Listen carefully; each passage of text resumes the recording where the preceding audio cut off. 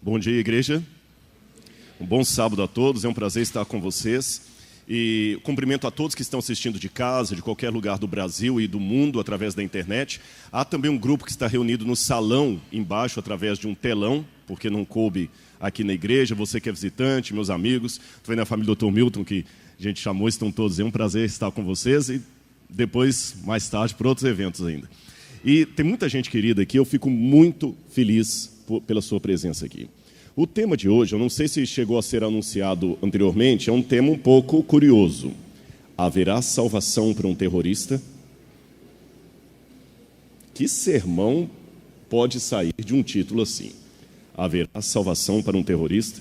Mas antes de entrar no sermão propriamente dito, eu queria, a pedido do pastor Arthur Marski, fazer uma propaganda aqui que emocionalmente significa muito para mim. Pastor Arthur, acho que ele não está aqui, deve estar dando a volta, ele estava na sala pastoral, me apontaram, está ali, ó. O pastor Arthur, pastor, vem aqui por gentileza, eu quero fazer uma coisa aqui que eu não tinha combinado com o senhor. Ele se surpreendeu ontem, pode vir aqui, pode subir, às vezes é bom subir na vida. Quando eu me tornei adventista, eu me batizei no dia 25 de fevereiro de 1984. Muita gente não tinha nem nascido, né? Você sabe que está ficando mais velho, é quando você encontra os colegas e fala assim, você lembra aquele tempo? Então, nessa época, o pastor Arthur, ele era departamental de jovens da União, na época chamava-se União Oeste Brasileira, e eu lembro que ele ia pregar na igreja da Santa Inês, lá em Belo Horizonte, e tinha congressos, JA, aquela coisa toda, e ele tocava um violino e cantava, né?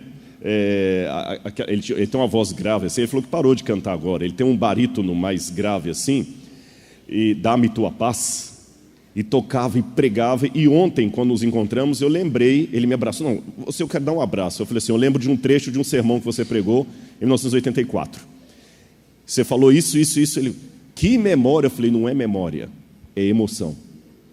Quando uma coisa mexe emocionalmente com você, você coloca na memória de longo prazo, porque foi significativo. Seja um trauma, seja uma coisa agradável. E eu estou chamando o pastor Arthur aqui por dois motivos. Primeiro, porque ele era um homem da União, na época, eu era um menino de 13 anos, já calcularam a minha idade, né? Já tem gente fazendo conta na cabeça aí já. Eu vou contar uma coisa bem rápida aqui, viu, pastor? Desculpa, mas você sabe que se um homem não sabe rir de uma boa piada, desconfie da religião dele. Diz que tinha uma senhora que ela foi ao dentista, e ela chegou ao dentista, e quando ela viu lá o nome do dentista, ela falou, engraçado, é o mesmo nome de um rapazinho, porque eu me apaixonei quando eu estava na escola infantil, no ensino fundamental. É o mesmo nome. Foto de um homem já assim acabado, bem envelhecido. Alô? Não pode ser ele, deve ser o pai dele. Mas quando ela arriscou, ela entrou, viu pelo olho, assim, reconheceu um homem bem acabado. Ela falou, gente, é ele mesmo, mas como ele está acabado, coitado. Ela falou assim, doutor, o senhor é o fulano de tal e tal? Ele falou, sou. O senhor não lembra de mim? O senhor não estudou na escola municipal, Arthur Nogueira e tal? Assim, então, o senhor não foi da turma tal? Exatamente, então, eu estava lá naquela época. Nossa, é mesmo? Que matéria que a senhora lecionava? Então, essa é uma das maneiras de se sentir velho. Mas voltando ao presente, o estudo bíblico que a igreja me deu não foi só de abrir a Bíblia e mostrar coisas para mim. Me deram carinho, me deram atenção.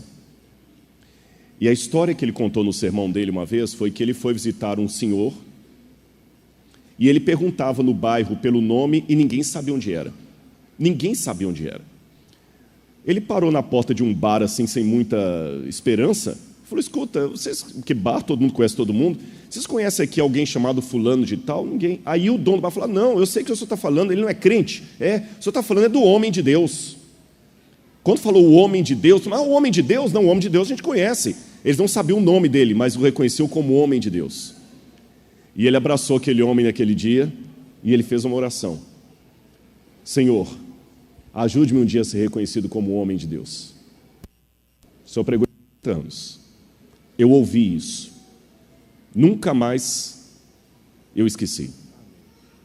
E eu agradeço, pastor Arthur, pela ajuda espiritual, humana que você me deu. E em nome de Jesus, igreja, eu quero te dar um abraço aqui agora, pedindo a Deus para que um dia também me torne como um homem de Deus. Que hoje eu transfiro para o Senhor o título que o Senhor deu para aquele homem, viu? E é por isso que eu fico muito honrado quando ele me fez um pedido. Ele chegou para mim ontem com um CD que eu não sabia, é um lançamento da União Sudeste Brasileira, eu não sabia, de uma série de vídeos que eu gravei na fazenda lá do Dr. Milton sobre profecias. E agora foi lançado isso. Foi lançado o livro e os CDs. E ele falou, estou tendo uma classe bíblica aqui sobre o material dos livros dos CDs. Você não topa amanhã à noite estar aqui para pessoalmente dar ao invés de colocar o vídeo, você explicar a lição? Então eu aceitei o desafio. Então amanhã, às 18h30, excepcionalmente às 18h30, que sempre são às 18 horas, eu vou estar aqui para nós estudarmos a lição aqui das profecias de Daniel. E quem vier, ele prometeu que vai ganhar. Eu espero que tenha o suficiente. Tá bem? Vamos ir amanhã então e trazer convidados? Obrigado, esse aqui é o meu. 18h30 aqui. Pastor Arthur, muito obrigado pelo carinho, viu? Para mim é uma honra muito grande estar com o senhor aqui. E o que eu falo, pessoal, no meu dicionário não existe demagogia nem linguagem politiqueira. Eu só estou apenas exercendo algo que eu sei que é saudável, o senso da gratidão e do reconhecimento. Tá bem? Ele não está candidato a nada, não estou fazendo plataforma eleitoral para ele. Eu estou agradecendo e incentivando você a tratar bem o seu semelhante. Porque, de repente, quantos aqui são visitantes, que não são adventistas? Deixa eu ver aqui. Levante a mão, quem não é adventista. Pode levantar a mão, não vou pedir nada constrangedor para você. Olha quantos membros da igreja. Esses que levantaram a mão, provavelmente, a primeira doutrina adventista que eles conhecerão vai ser o modo como você vai tratá-los hoje. Preste atenção nisso. A primeira doutrina que eles conhecerão da igreja é o modo como você vai tratá-los. Porque a sua vida é a única Bíblia que muita gente está lendo lá fora. Ficou claro? Vamos fazer mais uma breve oração para abrirmos a palavra de Deus? Feche o seu olho comigo. Amado Senhor, em nome de Jesus eu te peço agora que o teu Espírito esteja conosco aqui na igreja. Dá-nos a tua paz a cada instante. Em teu nome, amém. Vamos colocar já o PowerPoint ali. Haveria salvação para um terrorista? O tema é provocador. É para você pensar mesmo. Uma vez, eu li um livro muito interessante em que o autor dizia que ele encontrou uma garota de programa e a convidou se não queria ir à igreja. Ela falou assim, não posso ir à igreja, porque é mais fácil encontrar sexo na rua do que um abraço na igreja. Por mais que nós dissemos amar a Jesus e repetir as palavras de Jesus, vamos admitir, os religiosos, e quanto mais conservadores somos, temos essa tendência, temos um pé muito grande no preconceito. Confundimos ideias com pessoas e acabamos, por causa da gravata, cortando o pescoço que está por detrás dela. Por isso, a pergunta provocante. Haveria salvação para um terrorista? Vamos ler a Bíblia, Apocalipse, capítulo 21, versículo 8. Apocalipse, capítulo 21, versículo 8. É o último livro da Bíblia, um livro de profecia. Apocalipse 21, verso 8 diz, está falando da Nova Jerusalém, do céu, novo céu e nova terra. Quanto, porém, aos covardes, aos incrédulos, aos abomináveis, aos assassinos, aos impuros, aos feiticeiros, aos idólatras e todos os mentirosos, a parte que lhes cabe será no lago que arde com fogo e enxofre, a saber, a segunda morte. Se eu fechar a Bíblia aqui e encerrar o sermão, para muitos a coisa já está resolvida. Haverá salvação para um terrorista? Nunca! Deus falou que estarão fora do céu os que praticam coisas abomináveis, idólatras, impuros, incrédulos e os assassinos. Não haverá parte para eles no céu. Bom? Mas vamos com calma. As coisas na vida não são tão simples assim. O que é terrorismo? Eu quero sair um pouco agora do ambiente religioso para estudar com vocês um pouco nesta manhã a sociologia do terrorismo. Eu fiz várias perguntas ao preparar esse sermão. O que é um terrorista? Como funciona a cabeça de um terrorismo? Bom, terrorismo é uma forma escondida por certas organizações para alcançarem os seus objetivos políticos. Consiste em atos de violência física ou psicológica imprevisíveis. São atos cometidos contra estados, indivíduos, grupos precisos ou massas anônimas, de modo a instalar um ambiente de medo generalizado. Em outras palavras, o terrorismo, na prática, é uma forma de guerra que não conhece regras, uma forma de guerra sem escrúpulos, sem ética.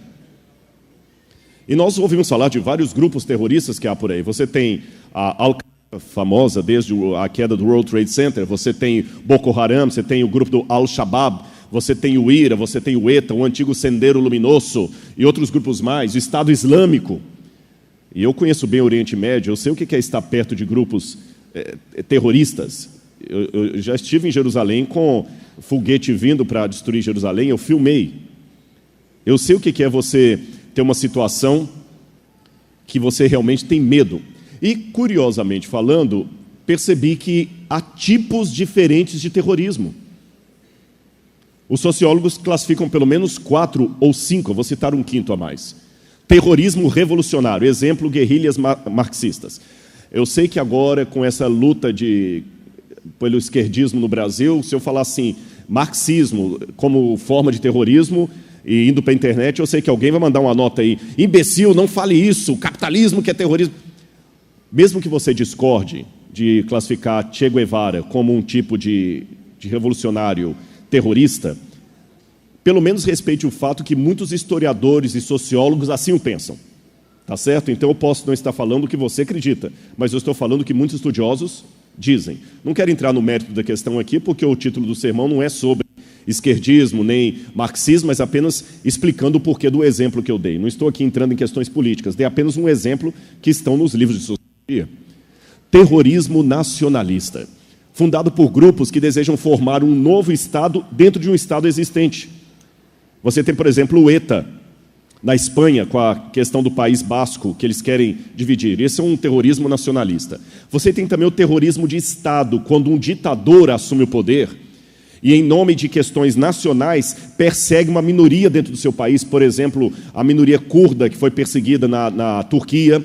Você tem Slobodan Milošević, que também perseguiu os albaneses, você lembra, na Bósnia e Herzegovina, aquele massacre de minorias. Você tem também o terrorismo de organizações criminosas, que, em nome da religião ou de interesses políticos, massacram um grupo. Por exemplo, o Estado Islâmico. Existe, a bem da verdade, um quinto tipo de terrorismo, que é aquele individual. Onde, por exemplo, um marido que separa da mulher e não aceita a separação, fica ameaçando-a, eu vou te matar, e um dia mata mesmo. Ou que bate, é um tipo de terrorismo.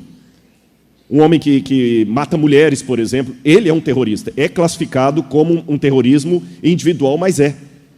Tá certo? Ele tem aquele grupo, ele odeia a mulher dele, ele odeia aquela coisa. E volto à pergunta, será que existe salvação para esse tipo de gente? Nas minhas pesquisas e indagações, meditações, eu também procurei conhecer como é que funciona a cabeça de um terrorista. O que leva uma pessoa a abraçar a violência como saída, como meta, como objetivo de vida. Eu vou pegar alguns casos, estudos de casos aqui. Você sabe que a Ruanda, ela ficou durante muito tempo colônia da Alemanha, depois passou para a Bélgica até ter a sua independência. E os que estudam a história de Ruanda têm duas opiniões. Que no passado de Ruanda já havia 2 grupos, chamados Tutsi e Hutus, que viviam separados, 2 tribos, mas que conviviam em harmonia. Os Hutus seriam mais criadores de gado e os Tutsi de agricultura. Outros pensam que essa diferença étnica nunca existiu. Ela foi imposta pelos alemães e depois assumida pelos belgas. Você sabe que o arianismo, o racismo do tipo ariano, não nasceu com Hitler. Quando Hitler chegou na Alemanha, isso já era defendido. Heidegger tinha uma escola na Universidade de Berlim lá de arianismo.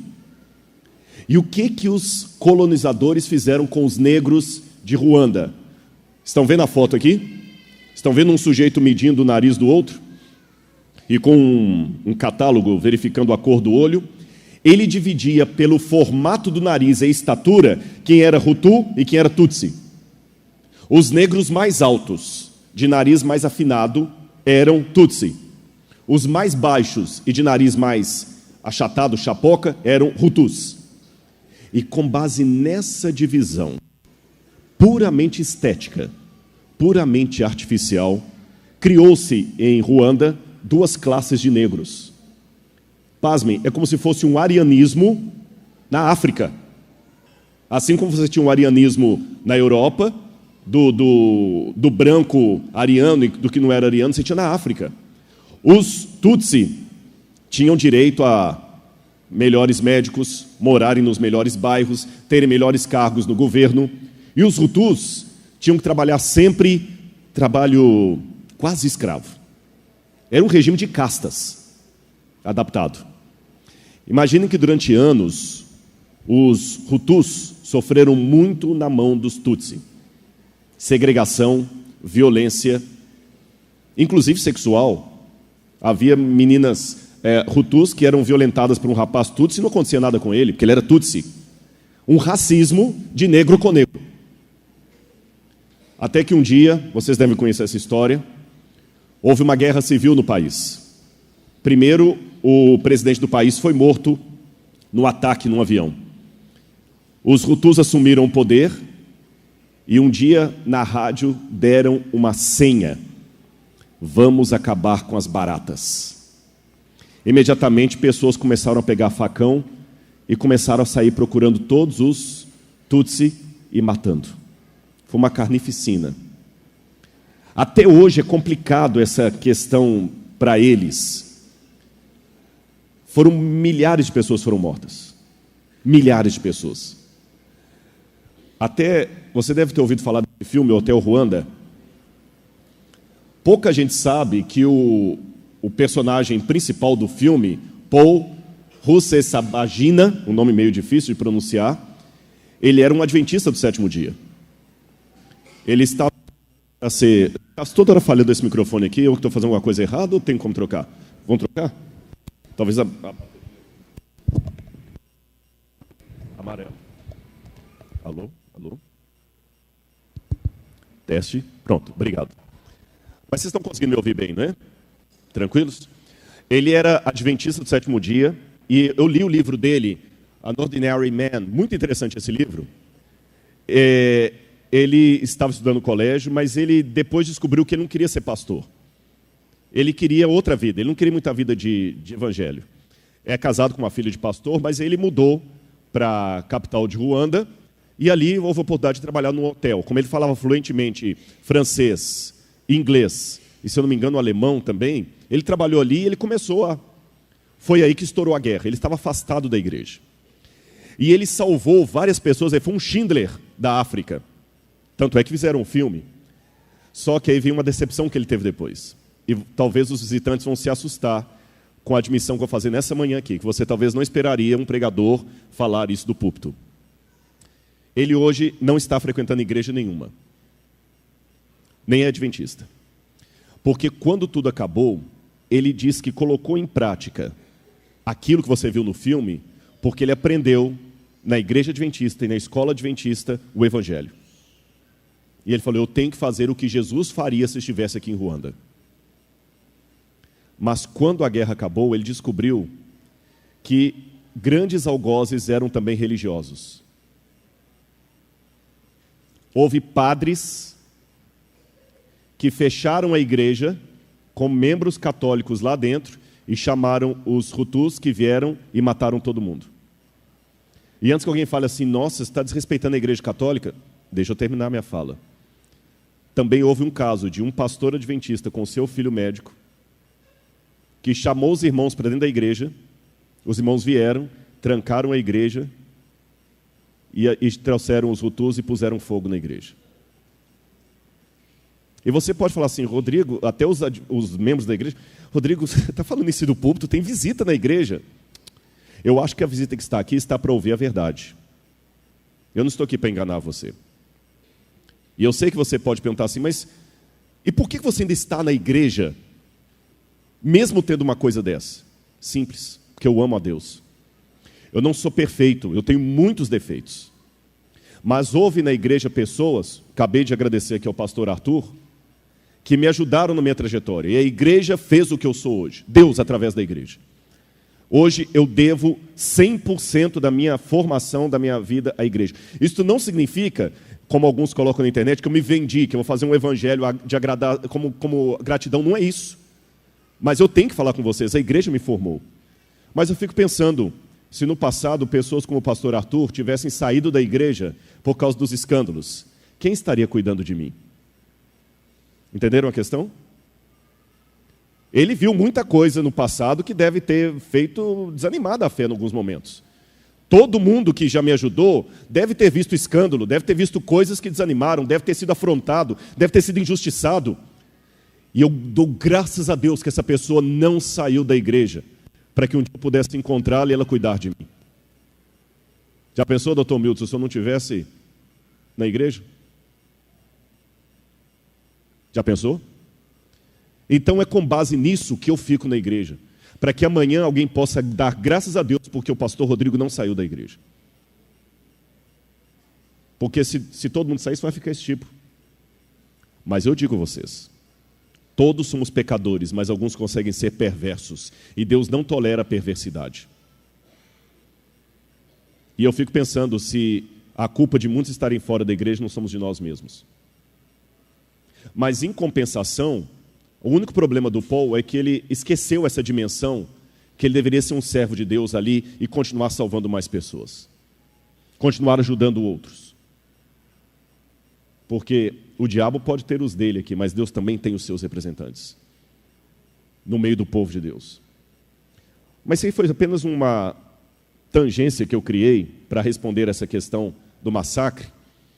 Mas eu fiquei tentando entender a cabeça de um Tutsi e de um Hutu. Imagina o Tutsi na hora que estava matando, que estava sendo morto por um Hutu, e agora que acabou a guerra. É uma situação complicada em Ruanda, porque você tem, por exemplo, na igreja adventista nós temos um problema até hoje. Porque você tem uma escola e tem os alunos. E o país determinou o seguinte: a partir de hoje não tem mais Tutsi nem Hutus. Esquece, não vamos falar mais de etnia aqui para evitar problema. Mas as pessoas se lembram, ainda está muito recente isso. Imagina que você vai matricular seu filho na escola adventista e o professor que está ali foi um Hutu que matou o seu pai naquela vez. E ele agora é professor da escola. Como é que fica isso? É complicado. Você vai ao médico e você descobre que ele era Hutu e você foi Tutsi. Por isso que eu estou tentando entender a cabeça de alguém que vai para a violência. Mas ainda assim essas respostas não me confortam a mente. Como funciona a cabeça de alguém que ama a violência? Por que tanta violência? Como é que alguém tem a coragem de estrangular uma criança? Até com um animal. Esses dias eu fiquei sabendo de alguém que jogou um cachorrinho na rua com o carro andando, e o cachorrinho foi desesperado correndo atrás do carro. Como é que alguém tem coragem de fazer isso com um animalzinho? Como, Senhor? Aliás, é a pergunta que a própria Bíblia faz. Eu vou buscar uma resposta, a princípio, fora da Bíblia. Isso vai surpreendê-los também. O livro Mein Kampf, de Adolf Hitler, Minha Batalha, foi o livro que ele escreveu na prisão. E Hitler, apesar de ser um demônio em figura humana, não deixou de falar verdades. Eu aprendo a dividir as coisas que eu concordo das coisas que eu discordo. E tem coisas que o Hitler falou no Mein Kampf que eu concordo. Não se tornam mentiras porque foram ditas por um assassino. Concordam comigo? Uma mentira não se diz verdade, não se torna verdade porque foi dita por um santo, e uma verdade não se torna mentira porque foi dita por um assassino.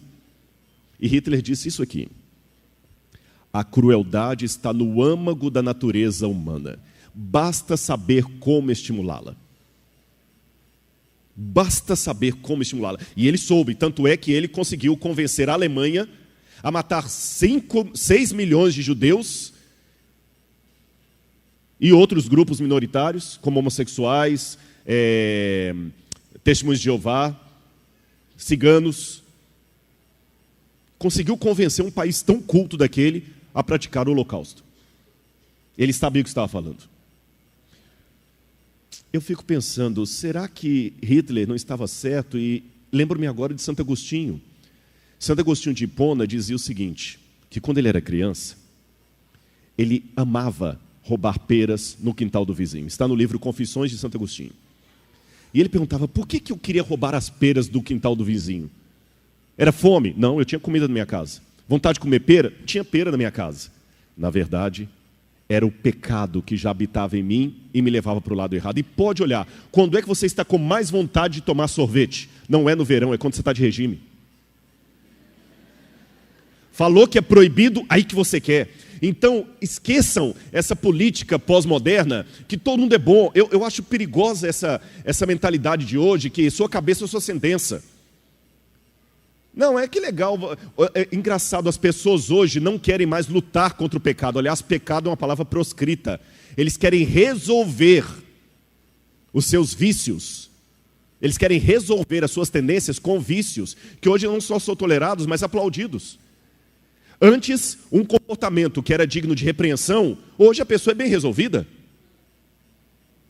Se eu quiser agora me casar com uma cabra e colocar a cabra para morar comigo, que legal, você é uma pessoa bem resolvida, que tem coragem de assumir o que você é, você gosta da cabra, está a cabra lá na sua casa. Parabéns, nós temos que respeitar isso.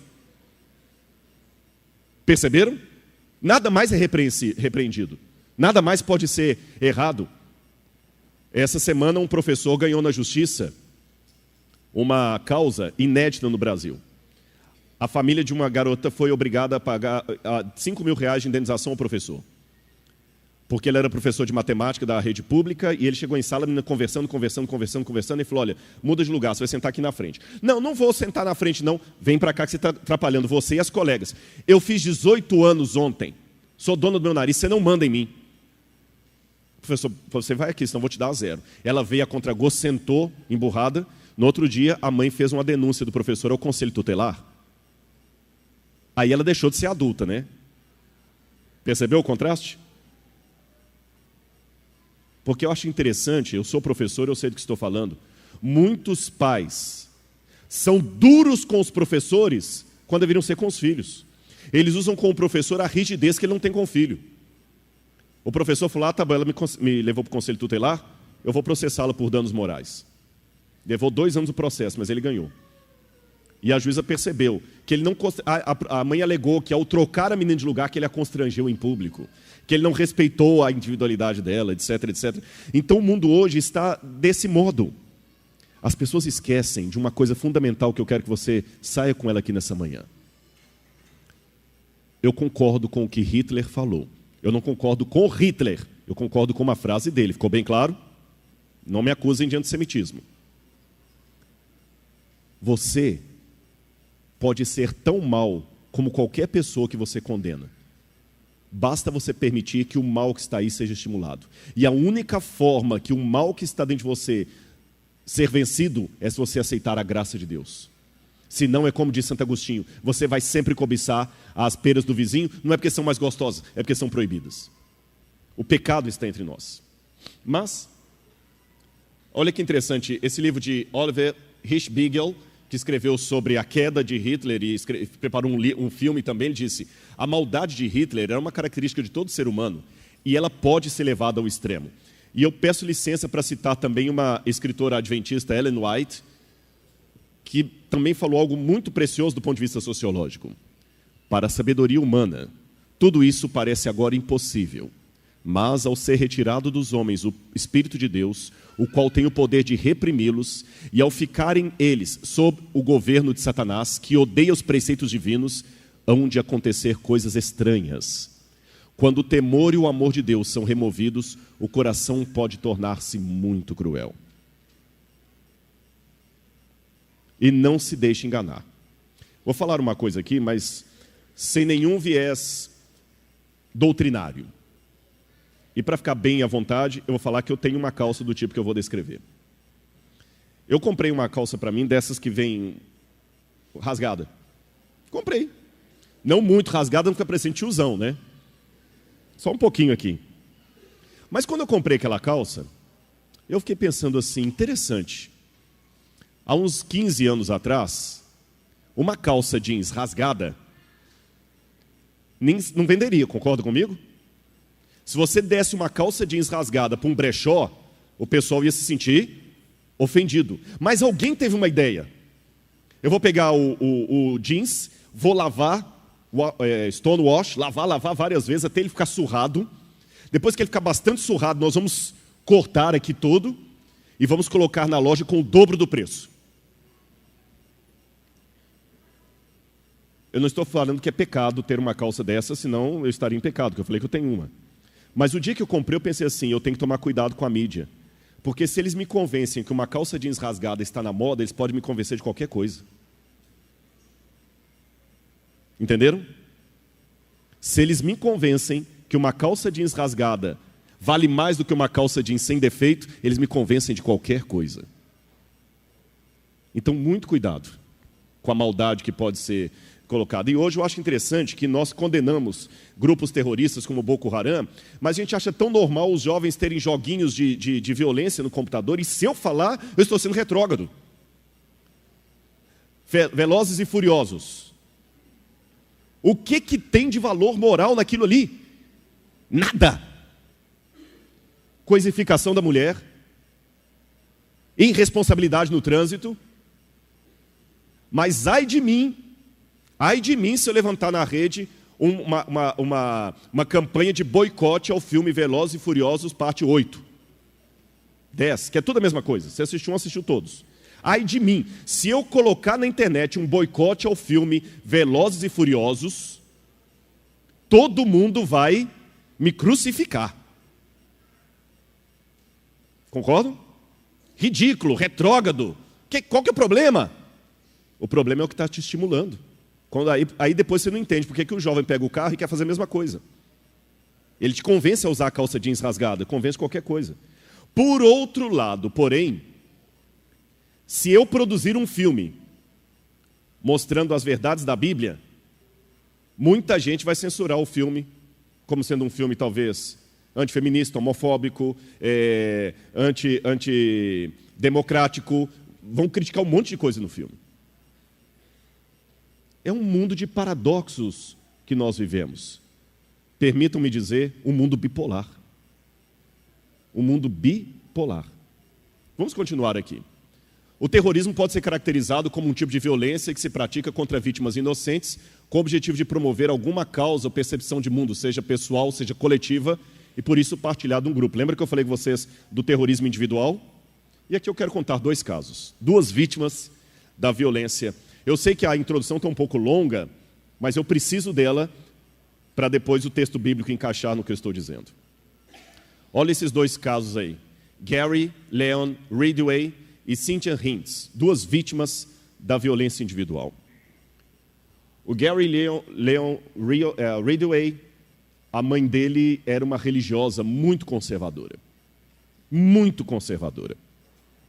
Mas paradoxal também, porque quando eu falo do paradoxo, ele está em todos os lados. Por quê? Ela fez com ele abuso infantil, pedofilia. A mãe abusou sexualmente dele na infância, introduzindo coisas nele. Falo por eufemismo, vocês já entenderam. E ele crescia com aquela imagem de uma mãe na igreja super piedosa, não vestia calça comprida, não passava nenhum tipo de maquiagem, igreja todos os domingos, era de uma igreja evangélica da América, e batia nele, traía o pai dele direto e reto. Ele via o pai dele saindo para trabalhar, e a mãe dele chamando o amante para vir para casa. E ele ficava no quarto escutando a orgia da mãe dele do outro lado. Fora as violências físicas e emocionais. Ele chorava e ele vinha para a igreja, ele não entendia como é que a mãe pode ser uma coisa na igreja e outra fora. Esse rapaz foi a vítima de uma violência. Cresceu completamente louco. Um sociopata hoje.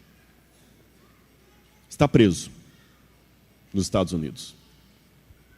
Dá dó, né? Imagina um menino, se você soubesse uma situação dessa para denunciar. Essa menina, Cynthia Hinds, um caso irônico de uma cantora que ficou famosa apenas 5 anos depois da morte dela. Eu sei que eu falando assim pode parecer até estranho, mas foi verdade. Essa menina sofreu muito com segregação racista por ser negra e sempre queria crescer, cantava em pequenas bailes do bairro da cidade lá, pobre, enfrentou também violência doméstica, vítima também da violência. E um dia ela foi morta por um psicopata. E a ironia é que depois que ela foi morta pelo psicopata, e ela foi morta assim, foi estuprada, violentada, eu fui pensando na cabeça de um camarada que fazia isso com a mulher, ela tinha 17 anos, se não me engano. 5 anos depois da morte dela, um produtor musical achou por acidente uma fita cassete com uma gravação dela. É a única gravação que nós temos. Eu não trouxe a música para mostrar para vocês aqui nesta manhã, mas eu sugiro que uma hora você olhe na internet assim, Cynthia Hinds. Vai aparecer uma única música dela cantando. Uma voz digna de Whitney Houston. E eu não estou exagerando. Quando você... Sabe aqueles negros americanos que cantam e fazem aquele melisma? Incrível a voz da menina, fantástica. Ela seria uma das maiores cantoras do mundo. A única gravação dela que roda o mundo hoje é essa única música que ela gravou, depois uma música de amor, uma música romântica. E ela nem sabe que ficou famosa 5 anos depois da morte dela. Mas é aqui que talvez venha algo que vai surpreendê-los.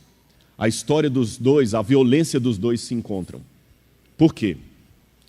O assassínio de Cynthia foi Gary Ridgway. Ele se tornou um psicopata, frio. Matou, se eu não me engano, 43 mulheres. Mas a polícia acredita que o número dos que ele matou era muito maior. Essas foram as que ele confessou. Um homem completamente frio. Frio. E no tribunal, o juiz permitiu que as famílias de várias vítimas viessem cara a cara dizer para ele o que sentiam. Mas sabe o que é as pessoas dizerem assim? Você é um maldito, você tem que morrer, você tem que ir para o inferno. E ele nem franzir a testa. Nem mudava o semblante. Nada. Os psicólogos dizem que o psicopata não tem sentimento, não é isso? E que um psicopata não tem cura, porque ele está destituído de sentimento. E quando você vê o vídeo, realmente, ele parado assim, às vezes até, o máximo que ele dava às vezes era um sorriso irônico. Agora eu começo a entrar na Bíblia. Se Jesus chegasse àquele tribunal, o que ele diria para o Gary? Vamos pensar, igreja. Afinal de contas, o evangelho que você prega é apenas uma folha num livro bonito de capa dourada ou é algo que eu posso colocar em prática e dar certo? Porque, como eu falei, há visitas aqui e elas querem saber isso. O que vocês pregam, crentes, funciona ou é coisinha só para papel? O céu que vocês acreditam é real, eu posso acreditar nele também? Ou é apenas uma liturgia costumeira do sábado que você vem aqui, fala, canta, vai para casa e não sabe o que está acontecendo? Então, nesse silêncio agora, pensa um pouquinho. Se Jesus chegasse ali, o que ele diria para o Gary? O que Jesus diria para você hoje se ele te encontrasse? Será que você é tão bonzinho assim ou você também tem os seus pecados? Porque muitas vezes a gente gosta de enaltecer o pecado do outro para apagar o meu. Você me julga por aquilo que você é e me condena por aquilo que você faz. É isso que acontece em muitos casos. Eu tenho uma base bíblica para tentar responder essa pergunta. Lucas capítulo 23, versos 39 em diante. Lucas capítulo 23, versos 39 em diante. A Bíblia diz que Jesus foi sepultado ao lado de 2 malfeitores, 2 ladrões. E a minha Bíblia diz assim, Lucas 23, 39 em diante, um dos malfeitores crucificados blasfemava contra ele, dizendo, não és tu, Cristo? Salva-te a ti mesmo e a nós também. Respondendo-lhe, porém, o outro repreendeu-o, dizendo, nem mesmo temes a Deus, estando sob igual sentença? Nós, na verdade, com justiça, porque recebemos o castigo de nossos atos, mas este nenhum mal fez. E acrescentou, Jesus, Lembra-te de mim quando vieres no teu reino. Jesus lhe respondeu: em verdade te digo que hoje estarás comigo no paraíso. Eu sei que os adventistas e aqueles que conhecem a doutrina adventista já correram os olhos para, em verdade te digo que hoje estarás comigo no paraíso. Eu vou pedir licença à igreja, aos que assistem pela internet, aos que assistem no saguão aqui embaixo, para não explicar esse texto aqui, porque fugiria por completo ao tema do sermão. Mas para não deixar você no vácuo, assim, sem nenhum parecer, deixe-me apenas dizer que o meu primeiro doutorado foi sobre esse versículo. E quando eu fiz o doutorado na Universidade Católica, eu provei numa tese doutoral, defendida não na Universidade Adventista, que esse texto deve ser lido. Em verdade, digo, hoje, tu estarás comigo no paraíso, e não que hoje estarás no paraíso. Mas para explicar a tese doutoral, eu tenho que explicar as fórmulas gregas que eu encontrei para chegar à conclusão que na língua grega o correto é ler, em verdade, digo hoje eu te afirmo, você estará comigo no paraíso. Tá bem? Em breve eu quero ver se eu publico a minha tese na internet, que era uma época que ainda a internet estava engatinhando, então tem papel lá na Universidade Católica, mas não tem ainda pronto. Mas agora, saindo da questão do ladrão, eu quero perguntar: qual deve ser a mente daquele ladrão? Eu fiquei perguntando assim, sabe que a tradição dá um nome para cada um dos ladrões, né? A tradição chama o ladrão que se arrepende de Dimas e o outro de Gestas. E eu fiquei me perguntando, quando eu li isso na Bíblia, quando eu estava fazendo meu doutorado, qual deve ter sido a vida desse ladrão? Será que na infância ele sofreu traumas irreversíveis que o levaram para o crime? Será que ele cresceu numa casa com violência doméstica? Será que ele viu mãe e seu pai sendo mortos por romanos e por isso tinha ódio dos romanos? Será que ele foi abusado sexualmente na infância? A gente pensa, né? Para ali pedir socorro a Jesus. Só que a Bíblia me mostra que esse quadro... Tanto é que quem é católico sabe disso, a tradição católica chama de o bom ladrão. O bom ladrão. Mas eu lamento dizer a vocês que quando eu fui pesquisar na Bíblia, eu tenho dificuldade de chamá-lo de bom ladrão. Olha o que está em Mateus capítulo 27, verso 44. Mateus capítulo 27, verso 44. Os mesmos impropérios lhe diziam também os ladrões que haviam sido crucificados com ele. Segundo Lucas, um blasfemou de Jesus, o outro se arrependeu. Mas segundo Mateus, quantos? Os dois. Como resolver essa aparente contradição? Bom, uma fórmula mágica que alguns encontram, para mim eu não concordo com ela, é acreditar que no Calvário não havia 3 cruzes, mas 5. Então quando os ladrões insultaram propérios, eles foram 3 e um se arrependeu. Eu acho que é uma forma artificial, eu não concordo com ela. Eu não concordo com ela. Mas a tradição insiste em dizer que aquele era o bom ladrão e o outro era o mau ladrão. Olha como é que os quadros, o Caravaggio pinta o bom ladrão. Olha o mau ladrão. Até nos quadros religiosos a gente quer pintar um ladrão como bonzinho e outro ladrão como mau. Como se um merecesse mais a cruz do que o outro. O Evangelho de Nicodemos, que é um evangelho apócrifo do século X, entre o século IX e o século X, conta esse evangelho que traz o nome dele como sendo Dimas. É um evangelho apócrifo, falso, da Idade Média. Esse evangelho apócrifo falso, que diz que quando Maria e José fugiram para o Egito, a mãe de Dimas, o dito bom ladrão, acolheu a Sagrada Família, com dó deles. E Dimas estava muito doente. Aí Maria estava dando banho em Jesus, numa bacia, e trocava água toda hora. Quando a mãe de Dimas falou com Maria, puxa, meu menino está tão doente, ela falou, faça o seguinte, lave o seu menino com a água suja do banho do menino Jesus. E ela lavou e o menino ficou curado. Mas ele acabou indo para o mundo da criminalidade, mas quando ele estava ali na cruz, ele se arrependeu e reencontrou com Jesus. Mas não é bem isso que eu encontro na Bíblia, não. A Bíblia o chama de malfeitor, e não é um ladrão barato. Vou dar uma pequena aula de grego e vocês vão entender. A palavra para ladrão em grego, de um modo geral, é kleptes. É fácil decorar. Como é que você chama uma pessoa que tem mania de roubar? Cleptomaníaco. cleptes é aquele ladrão comum. Não é essa palavra que está no original grego de Lucas. Lucas não diz que havia um cleptes que pediu perdão para Jesus. A Bíblia fala kakurgos, malfeitor, e lestes. Lestes, em grego, não é um ladrão de galinha. Lestes, em grego, não é um ladrão de botijão de gás. Aqui usa essa expressão? Ladrão de botijão de gás, ladrão de pé de chinelo. Lestes é um tipo de ladrão que usa, sem hesitar, violência contra indefesos, pratica pilhagem. E é interessante que no Evangelho de João fala que Barrabás, lembra Barrabás? Ele era também um lestes. A mesma palavra que qualifica aquele malfeitor.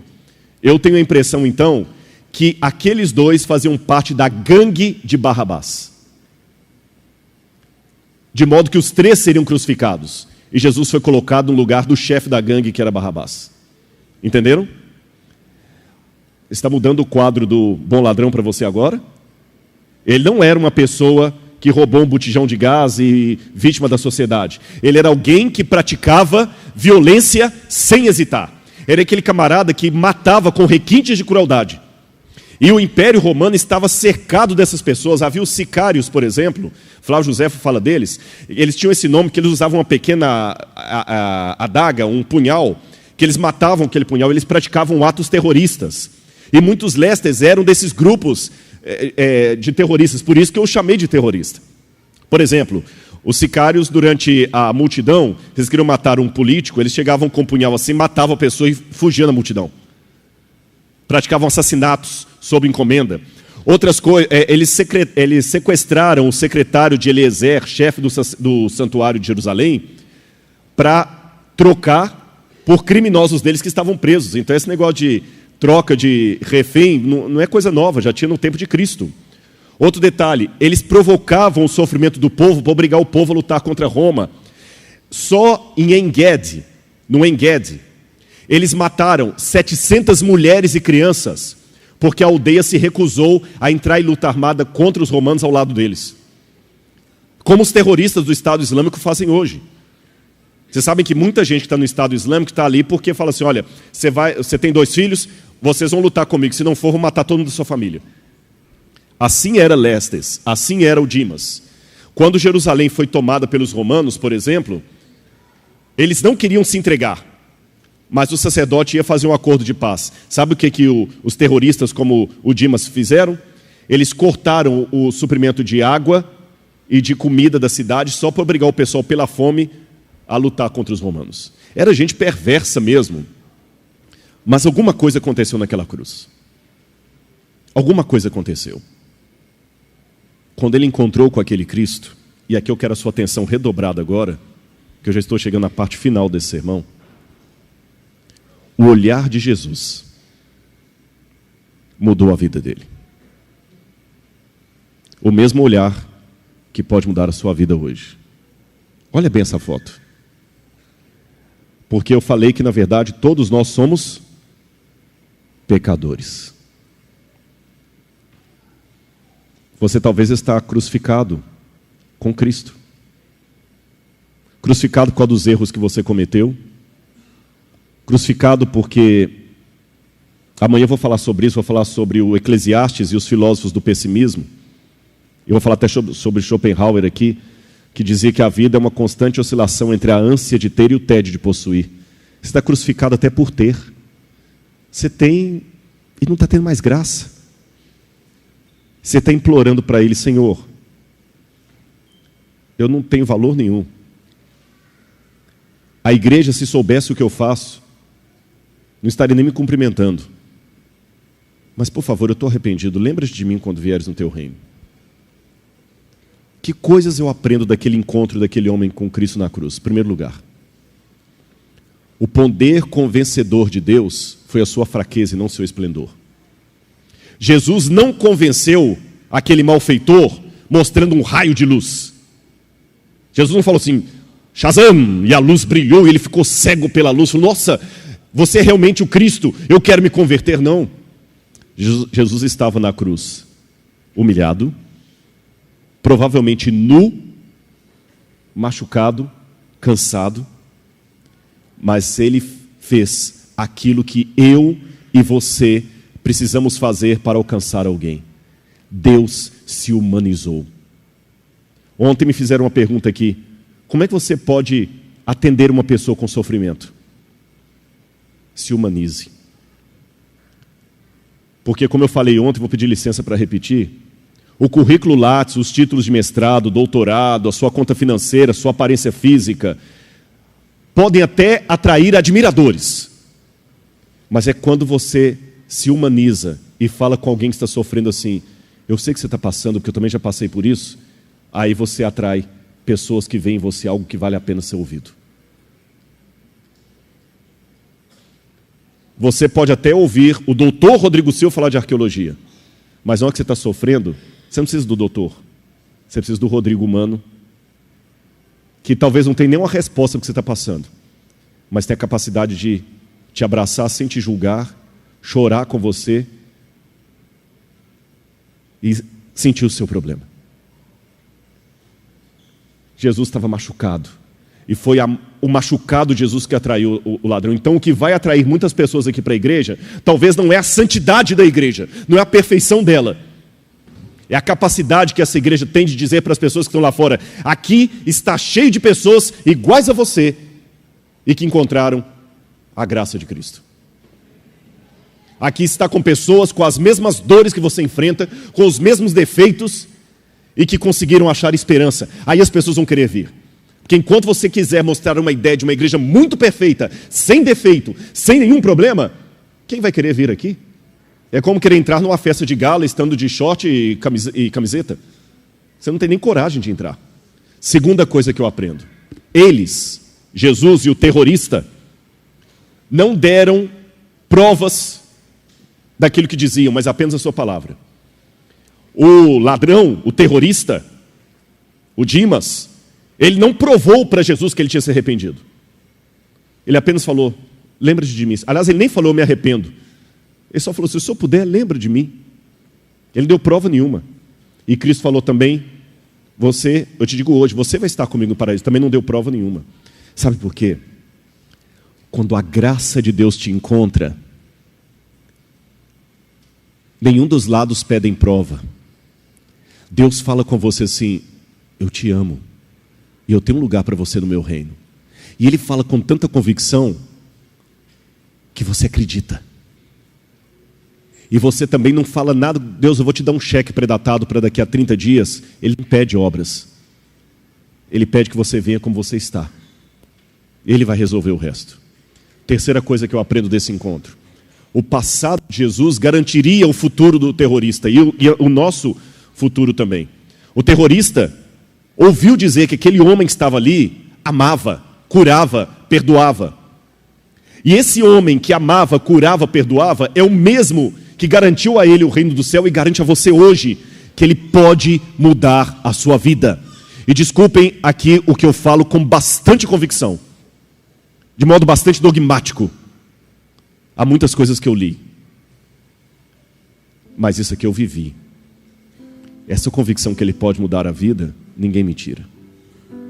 Que ele mudou a minha. Ele mudou a minha. A quarta coisa que eu aprendo: Jesus era Deus. Como é que eu sei disso? Pela reivindicação absurda dele. Jesus falou: você está perdoado. Mas ele perguntou para os lesados daquele ladrão se ele poderia perdoar. Jesus não perguntou. Só Deus pode fazer isso. Eu não tenho condição de perdoar você pelo pecado que você cometeu contra ela. É ela que tem que te perdoar. Se Jesus fala: eu estou te perdoando, sem perguntar para ela a opinião dela, é porque ele não era meramente um homem, ele era Deus. Porque só Deus tem a capacidade de perdoar você sem perguntar aos outros se eles concordam com isso. Só Ele tem essa autoridade.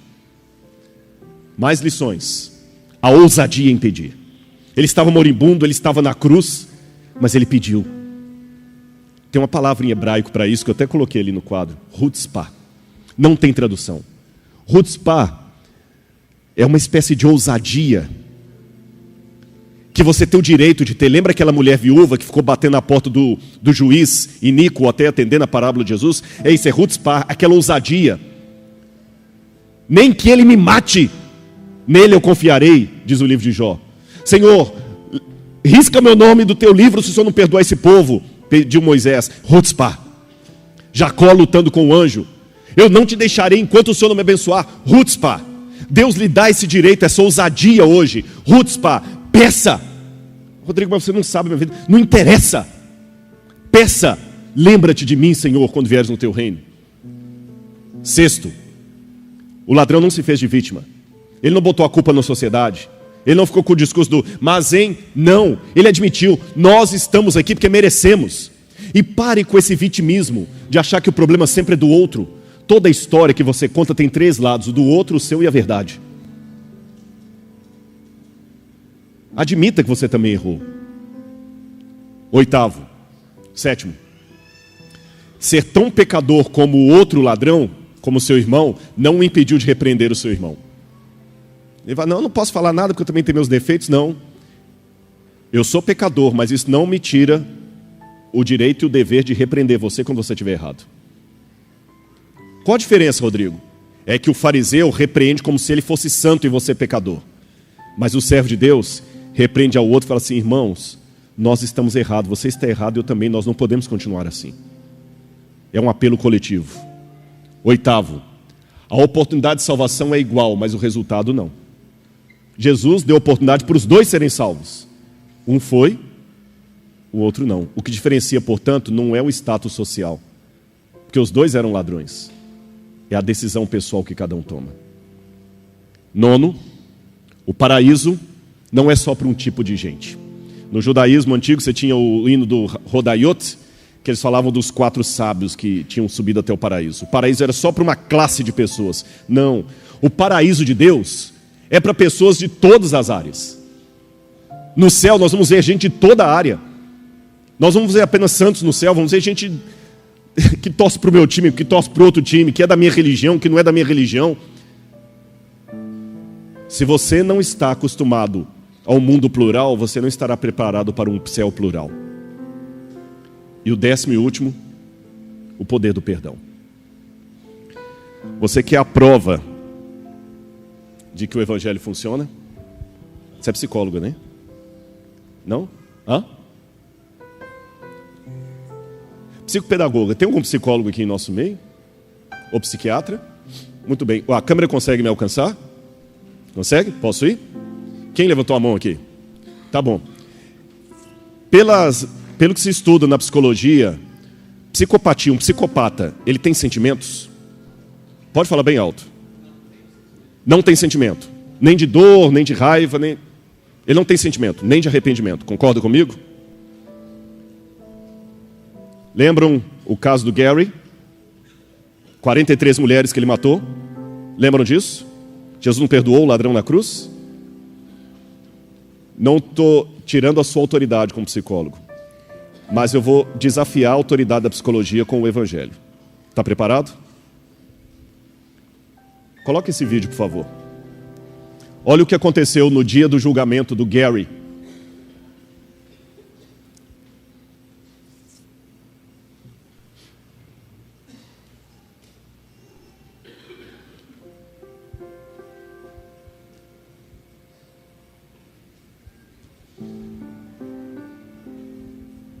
Estão vendo a legenda, né? Coloque nos dois, por gentileza. Ele foi conhecido como o assassino do Green River. Está contando aquela história. On November 5th, 2003, all doubt of Ridgway's guilt was erased. He pleaded guilty. Então ele assumiu a culpa pelo assassinato de 48 mulheres. E ele concordou em cooperar com as autoridades sobre as suas vítimas e o local onde seus restos mortais poderiam ser encontrados. Fazendo assim, ele evitaria o julgamento e a possível pena de morte. Então, no dia ali, o juiz pergunta se ele assume a culpa pelos crimes e ele responde que sim. Guilty, culpado.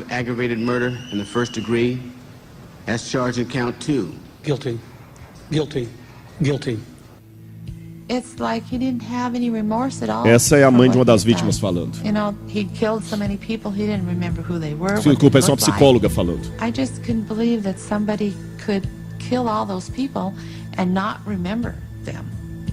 Neither could the angry Agora os relatives parentes da of his vítima victims, começam a confrontá-lo who com were seu invited ódio e to a sua speak in raiva pelo que ele court when fez. Ridgway was sentenced to life without parole on December 18th, 2003. You had said your memory, when it comes to all of the women you took, was gone. Our memory is not. Nenhuma In your reação, words, you percebem? said that they didn't mean anything to you, but she meant everything to us. She was a mother, she was a wife, she was a sister, and we miss her. Gary Ridgway sat there Sentado, stone-faced sem nenhum as esboço victims' de relatives sentimento. damned him and mocked him. He's an animal. I wish for him to have a long, suffering, cruel death. He's gonna go to hell, and that's where he belongs. But then the emotionless facade finally cracked Veja o que vai when the acontecer father agora. of one of his victims appeared to surprise him with a dose of human kindness. Mr. Ridgway, there are people here that hate you. I'm not one of them. You've made it difficult to live up to what I believe, and that is what God says to do, and that's to forgive. You are forgiven, sir. O psicopata chorou.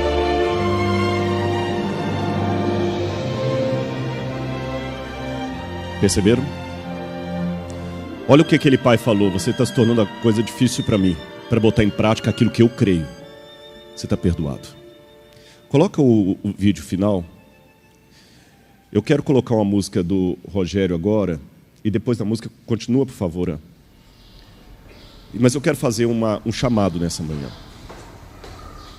Há muitas pessoas aqui na igreja. Alguns estão lá embaixo, outros estão em cima. Mas de repente você veio aqui... Segura só um pouquinho ainda. Põe um pause, por favor. Você veio aqui pedindo acima de tudo para Ele lembrar de você no seu reino. Olha para mim aqui agora, todo mundo. Em nome de Jesus, você está perdoado. Em verdade eu te digo hoje, você estará comigo e com Jesus no paraíso. Aceite-o como seu Salvador hoje. Eu te imploro. Por que eu te imploro? É porque você é meu irmão e minha irmã em Cristo. Eu não te conheço, não sei o seu nome, mas eu sei o que Ele fez na minha vida. E eu sei o que Ele pode fazer na sua vida. E se de uma maneira especial existir alguém em nosso meio, pode ser da galeria, pode ser lá de baixo, pode ser daqui, que gostaria, sem nenhuma pressão, de vir aqui à frente durante essa música que vai ser colocada agora, eu queria pegar na sua mão aqui e orar por você. Se você sentir uma vontade de vir aqui, expressar, Senhor, estou aqui no teu altar, eu gostaria que você viesse até aqui à frente, enquanto essa música é colocada. Coloca nos dois vídeos, por favor. Pode colocar a música do Rogério. E preste atenção na letra dessa música, porque ela tem tudo a ver com você. E como eu falei, se durante a execução dela você sentiu o Espírito Santo te impressionando, mesmo quem estiver embaixo, pode subir a escada, vir até aqui. Quem estiver no alto, vem aqui, eu gostaria de fazer uma oração. Vou orar por todo mundo, é claro, mas de repente a gente tem que manifestar fisicamente algumas decisões que a gente toma na vida. Quem sentiu o desejo pode vir aqui. Não foi pelo céu, Amém.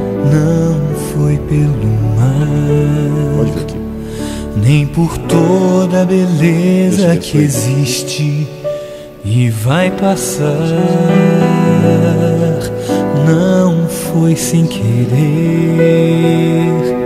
nem foi sem razão. E eu me espanto ao Pode pensar subir aqui na um pouco, mais grandeza fácil para outros. de um amor assim, tão incomum, que o autor do universo aceitasse morrer, se entregar e sofrer, mesmo que pra salvar só um de nós, tão incomum. E ao lembrar que na cruz pensou em mim, acho tudo isso assim tão incomum. Preste bem atenção nessa melodia. Pode colocar nos dois?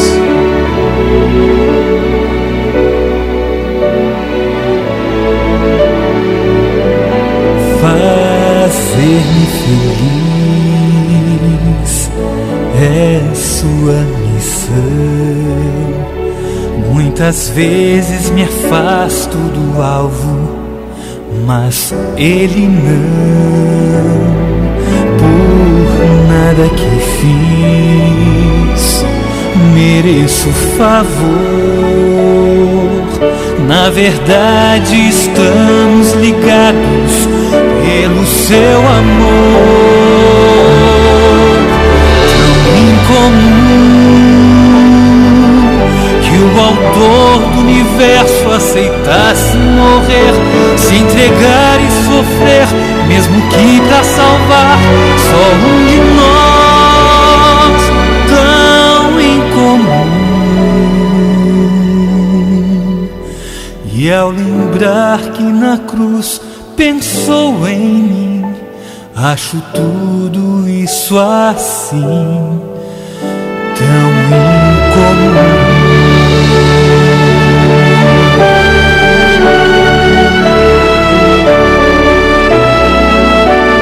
Todos nós temos um papel nessa história. E a cruz nos une a todos, que é tão comum, sabe? Que o autor do universo morrer, e ele ama você. Entregar e sofrer, se Deus é apaixonado por você, quem não gosta de você tem mau gosto. Ele viria só por mim. E ainda que eu morra, eu quero morrer dizendo a você que ele muda a vida. Já pensava em mim, já pensou? Acho tudo assim. Eu sei que é muito estranho.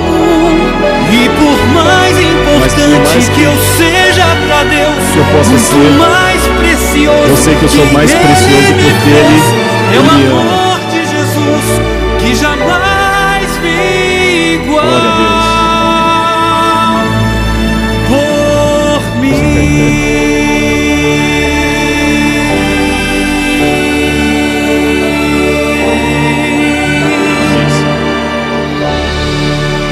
Feche o seu olho agora e ore comigo. Pai Deus,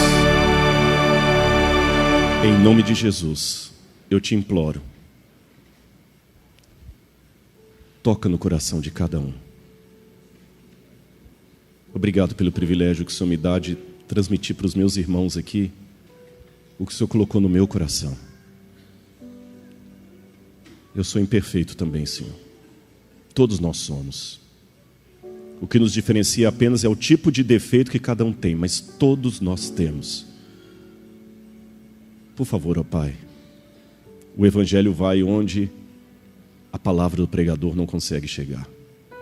O Teu Espírito atinge aonde a voz humana não consegue atingir. Então vá até lá, Senhor. Eu falei para eles a respeito do Senhor. E agora eu os entrego todos nas Tuas mãos. Perdoa os nossos pecados, ó Pai. Eu te amo muito, Senhor.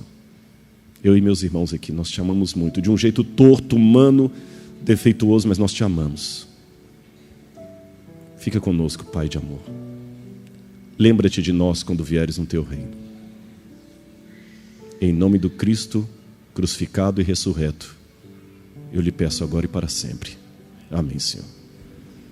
Que Deus abençoe muito a todos vocês. Amém? Podem voltar para os lugares.